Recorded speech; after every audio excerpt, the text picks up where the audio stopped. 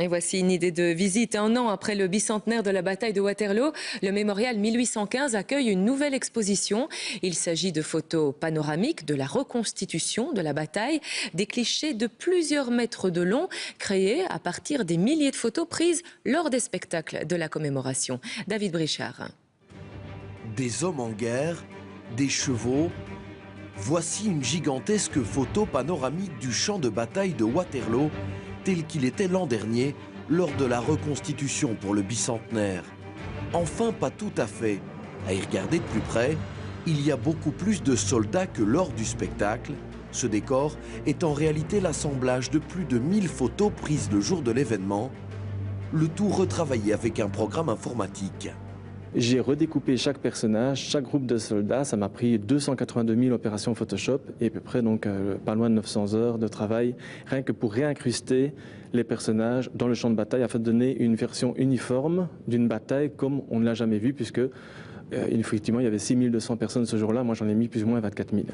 Au cœur de cette exposition Waterloo XXL, on peut découvrir plusieurs panoramas qui rendent hommage aux milliers de reconstituteurs présents lors du bicentenaire. Pour arriver à un tel résultat, ce graphiste de formation est à chaque fois parti d'une page blanche. Grâce à toutes ces photos, il a composé son tableau un peu comme un peintre, sauf que dans son cas, il a parfois oublié de retirer certains détails, comme ce sac plastique. Et je ne savais pas que le reconstituteur avait ça dans sa tente et moi j'ai cru que c'était un drapeau. Voilà, ça peut arriver, je l'ai détouré pourtant ce sachet et j'ai cru que c'était vraiment un drapeau qui était derrière lui en partie et il s'avère que non, c'était un magasin très connu.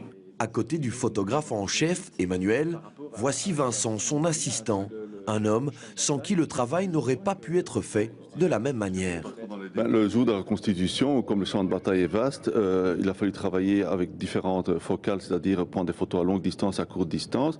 On a plusieurs appareils photo mes deux mains, donc il a travaillé lui à longue focale, les photos de loin, et moi j'ai travaillé plus avec des grands angles pour prendre des photos plus près et avoir plus d'informations sur chaque photo. Impossible pour le public en visite de comprendre tout le travail qu'il y a derrière ces clichés, mais une fois les explications données... Je trouve ça vraiment très impressionnant. On voit qu'il y a eu énormément de travail qui s'est fait derrière ces photographies. Ils ont réussi à vraiment nous présenter quelque chose qu'on n'avait jamais vu et qu'on verra jamais, comme il a bien expliqué, et je trouve ça magnifique. L'équipe, qui a mis l'exposition sur pied, espère que ces panoramas pourront très vite être vus hors de nos frontières. Des contacts ont déjà été pris avec l'Angleterre, la France ou encore la Chine.